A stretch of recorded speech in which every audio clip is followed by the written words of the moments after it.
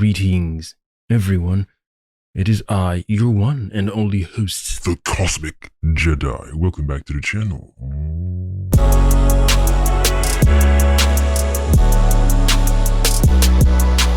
Get your tea ready, your popcorn ready. Whatever cosmic elixir you prefer, get it ready. Finally got to see the Venom Last Dance, and it is a poor movie. Damn, son. Because this movie has a lot of problems. Certain things don't make sense in terms of certain characters. Things are done vaguely to leave the door open for future movies, obviously, but they're not solidified enough for someone like myself to say, oh, I'm looking forward to the next one. Because that character that they introduced, but they didn't show his face, there's something about him that I like. By the way, let me give you a heads up. It's going to contain spoilers. So if you haven't seen Venom The Last Dance, evacuate the premises immediately. I might find some clips online and use them in future videos for this particular movie, just to show you what I'm talking about when I say this movie is bad. Some scenes don't make any sense whatsoever. There was a scene where there were different Venoms or different symbiote, you know what I'm saying, the creatures, and they were fighting this other type of creature that I think comes from their family of species, like a different, I don't even know what they are. They look like they were tracker creatures, but they didn't have the venom. They were whole. They didn't come from a liquid thing. They were already whole creatures. Those guys apparently couldn't die. There wasn't even discussion as to how they would take them down, why they kept on they kept on regenerating. And it was one creature at some point. It's like they're a clone of each other or something. Whatever species they are, they can't seem to die unless you do something specific or specific things to them.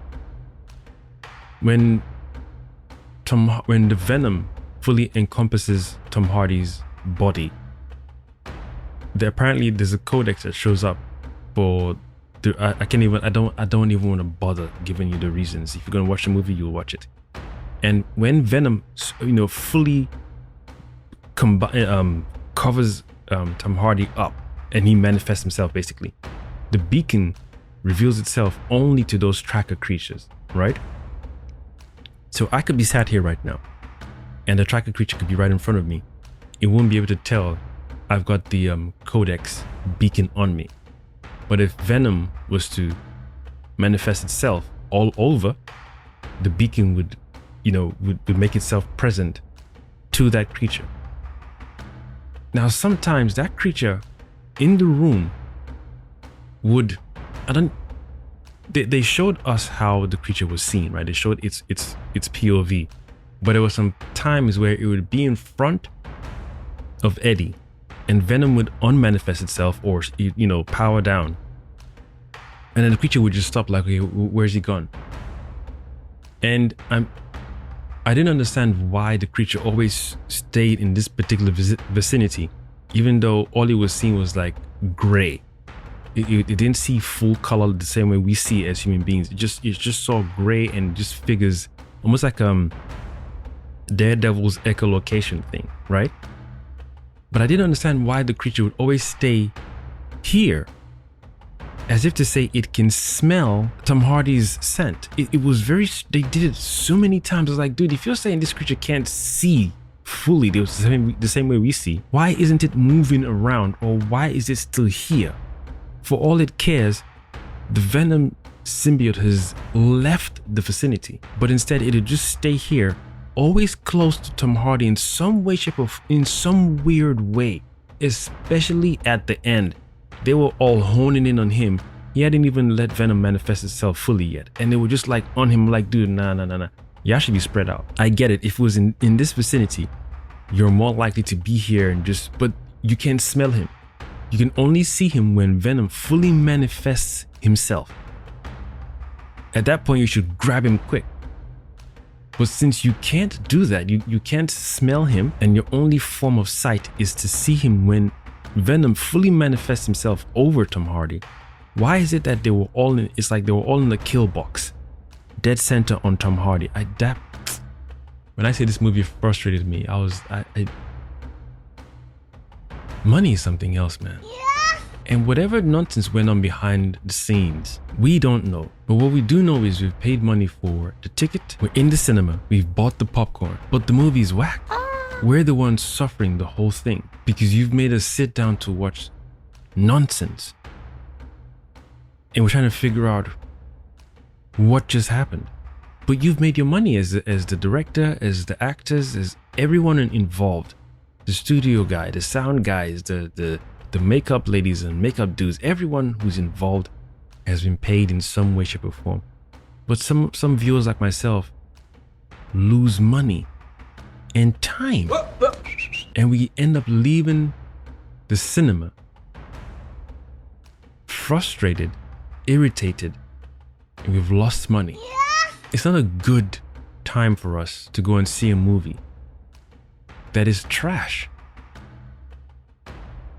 Maybe there needs to be a new thing. When the studio knows the movie is trash, release it for free. What?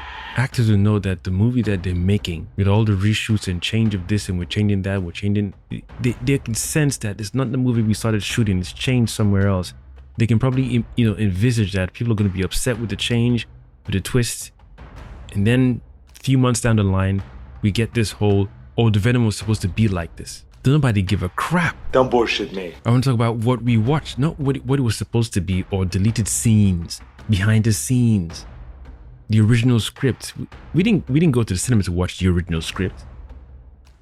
We watched what you gave us, and what you gave us is trash. Damn, son. I like this one. So when certain YouTube channels, this is what they intended to do, we can't go back in time or jump timelines and sit in that timeline for them to shoot the film they intended to shoot, and then pay money again in that alternate timeline to see that version of the movie we feel sounded much better than what we got in this timeline. I don't know how those channels can even stomach doing that. I can't be bothered to do that. You cook me a meal and it's trash. You then tell me, this is the recipe of the meal that I cooked, it's trash. You cook it trash intentionally. And then you're showing me the menu, what the meal would have looked like. I have no idea what the meal would have tasted like. I have no idea what it would have tasted like at all. All I have is a visual reference and some, letters and alphabets and words. 2 cups of this, 2 teaspoons of this. That's all. I can imagine it. But I will never know what that original idea of a meal tastes like. And yet there is no machine for me to jump an alternate timeline to go and taste that meal, what you originally wanted to or thought. Dude, this is the one that got me the most out of many other things is this creature that's tracking Venom. When it enters the Area 51 space and all the other symbiotes had been freed or whatever. I don't know if they're freed or they broke, whatever. It latched onto unsuspecting people, and they so happened to bond with the symbiotes. I remember the first movie was heavy on it doesn't just bond with everyone. It's a specific person. And they did it so much. They Have you ever had a dream that you had touched on it so much that people were dying when the symbiote rejected them or when they rejected the symbiote because it wasn't a good symbiosis.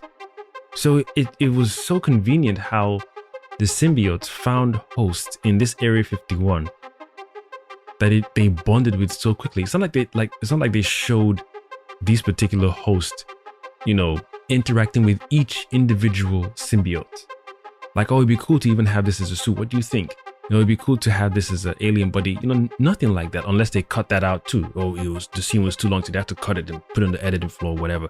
Don't nobody give a damn about that. We're talking about what you chose to finally release after editing and test screenings. So the idea you wanted to cook, the meal you wanted to make, the fajitas you wanted to create, none of that matters. We're talking about what you fed us on this table. Nice. So the symbiotes then bond with the different people. And at this point, I was thinking they're about to tear the ass up of this tracker cockroach looking thing from Men in Black. But then instead, it took like 1 or 2 different symbiotes and just swallowed them whole and then sprayed them out the back of its neck. Like, Damn, son. I didn't even understand how that was possible. And because we had no one giving us exposition as to what the alien is and how it works. Like Venom did one or two things. Oh, it's from my planet and it's looking for us and because of the tracker. But it never once described the anatomy of the creature. So we, the viewers, can understand, okay, they need to do a particular set of things to take this creature down and then finally end it. At this point, when all the 4 or 3 symbiotes jumped on the creature, my brain then said, it's game over for you. Damn, son. Because these guys can create sharp projectiles infinitely, easily, without hassle. Not one of them decided to just cut this thing's head clean off. Nice. Now, bearing in mind, they've been in captivity at Area 51, so they don't know how to do stuff. That's an excuse I'm giving them. I'm not saying I agree with that, or I'm not creating that excuse. I'm just, I'm playing the other guy who's giving them excuses. Because they all held it down at some point. All the symbiotes that came out, when they merged with their so well-placed host that they had perfect symbiosis with, they held this bug down, right? And this bug never once used its frequency. It had a sound frequency thing that would just remove the symbiote from the host instantly. Never one chose to use it inside the room. At this point, it's held down. It's being pulled back, and Eddie has unmasked himself from Venom. So now this creature can see the beacon that lights up when Venom fully manifests. So it's just there now. It's doing this, and it's just growling and moaning. I'm like, dude, you're on a mission to find this beacon thing. These guys holding you back should not be an issue for you, because you came here to find the beacon and you're on your lonesome. You didn't bring backup yet. So with 4 or 3 symbiotes holding you down, what is your next move? Why are you just growling and no, knock him off. It did that later, but not, the urgency didn't seem to kick in times 10 when the symbiotes were holding him down. This movie would have been a very, very short movie if at least 2 of those 3 or 4 symbiotes holding him down just chopped his head from either side. That's why I said I imagine it's because they've been kept in captivity, so they don't know how to morph yet or how to create sharp objects fine. But Venom is the one who's more skilled there. He's been doing this for a while with Hardy. It'd have been wise, they all held him down. He jumped up, formed the blade, and just cut his head off clean, easy. But they didn't do that. They then caused more carnage. People are getting knocked left, right, and center. The creature then yanks one of the symbiotes that was bonded with the human being, practically ate him, and then just swallowed them whole and sprayed all the gunk and the rest of his I didn't even understand what that was for. Damn! It's like a vacuum thing or like a shredder. They don't even eat. They're just killing. Very strange creature. Does not compute. They were trying to bring the thing, the beacon or the codex back to some imprisoned person in some interdimensional realm. How this being is imprisoned but can open doorways inside his prison is beyond me. Maybe he's so powerful that they couldn't kill him, so they had to imprison him in a special prison. But in that prison, he can open interdimensional doorways and allow those creatures. I don't even know where those creatures came from. I don't even know how he controls this creature. So he's oh my goodness, man. It is so highly disrespectful to make crap movies and then people end up watching them. You could argue that you don't have to go and see the movie, of course, but it's the concept of making a movie that you have shown to test audience.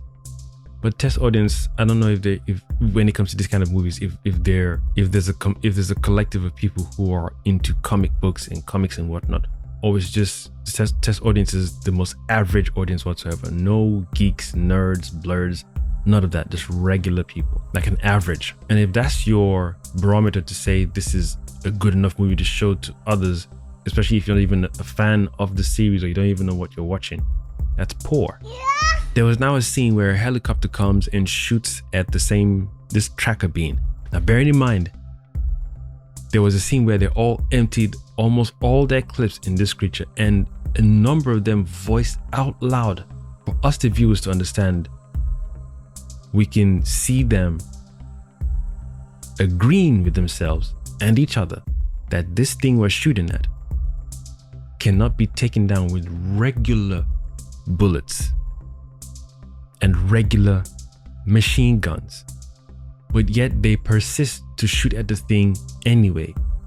It's not taking damage, and if it is, it's not showing some form of reduced efficiency or proficiency to say this gun or these guns that are being used to shoot at me is beginning to weaken me. It's still ferocious. It's still just moving like a beast.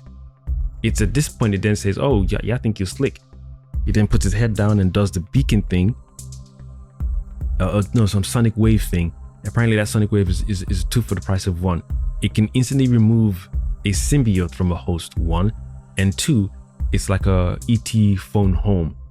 Then the porthole just opens from where this guy is caged, and it sends more of that tracker species into wherever the main one phone's home is. Since it happens to be on Earth, then this guy in the chair sends all the other tracker species to that particular location because that's where it's called them from. It's phoned home from there. So now there are about 4 or 5 trackers in total, which makes it worse because they couldn't take this one tracker down with their non-effective shooting. Does not compute. Does not compute. This is Area 51. There was never a discussion of experimental alien gun, alien weapons. I'm tired of this, Grandpa. That's too damn bad! I'm surprised they didn't even mention they were testing out weapons on how to use it on the symbiotes. It's Area 51, so they could have played with new tech, new weapons, new spaceship, new flying, aerodynamic jet, something. But that would have been too much money. I was even looking forward to hearing, you know what? This thing looks like it's got a hard shell. Let's get some armor-piercing weapons out. Damn, son. Or give me the armor-piercing rounds. Done. So that way the viewers understand that they're processing saying, we can't shoot this thing with regular guns. We need armor-piercing guns. And we need the rounds that is it explosive rounds when they penetrate the target, it explodes them inside out. At least, even though they already showed us that this creature, once you dismember it, it reassembles itself. So now I'm confused because I don't know what this creature is. It has the ability to shoot a sonic blast from its head that can instantly detach the host and a symbiote. That same sonic blast beam is also a ET phone home beacon that will allow its maker or its daddy to send more of its kind to its location. It's so convoluted. I don't even know what this thing is. It's a tracker being. Who made it? And why is it in the same place that Venom said they imprisoned this guy in the chair in?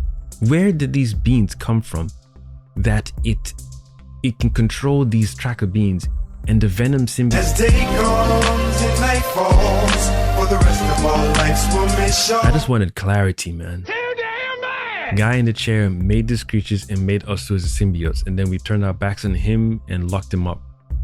How would you lock up a person that can control other creatures that are capable of eating you in one swoop?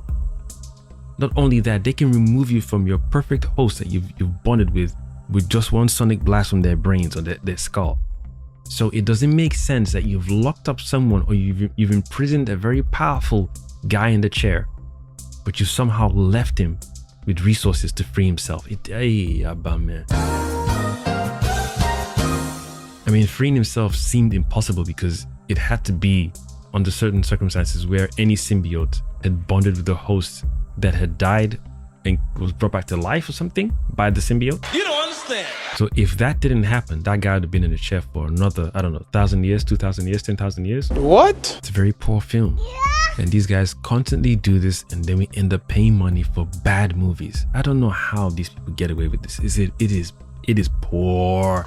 It's atrocious. This movie is atrocious. Kai. You having a bad day? This is the downside about going to see movies and then having to do so to review them. I didn't have to go and see it to review it. I chose to go and see it. Hence, I'm like, no, I'm not going to let this one slide. Get this man a shield. Some movies I can be like, you know what? It doesn't need a review. It was okay. Or it was bad, but I don't need to review it. This one, no. Because I watched other people's reviews and they were like, it's not as good as the first and the second one. But no, someone says it's not as good as the second one.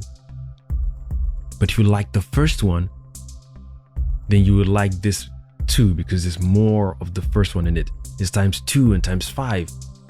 I like how some people finesse the words they use, and it's like when you lie very good. I was under the impression this movie would be competent enough to end well. It just shows you how the studio is just playing ping pong with people's attention, time, patience, and energy and money. All these things are very valuable because right now I'm giving energy to review this movie. I'm expressing energy to review this movie. So energy is the highest form of currency alongside attention. If I could get your attention and coerce you and convince you and swindle you to do what I want you to do for money, because all I want is your energy for sure, your attention, but your money. So it's a three, a trinity system.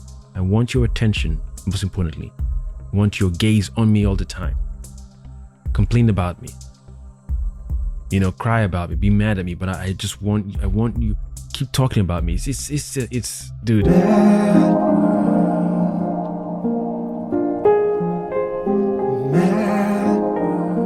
But don't worry, I'm going to do round 2. Nice. Then I can do a scene, breakdown shot by shot and pause, replay. I'm going to find some clips online.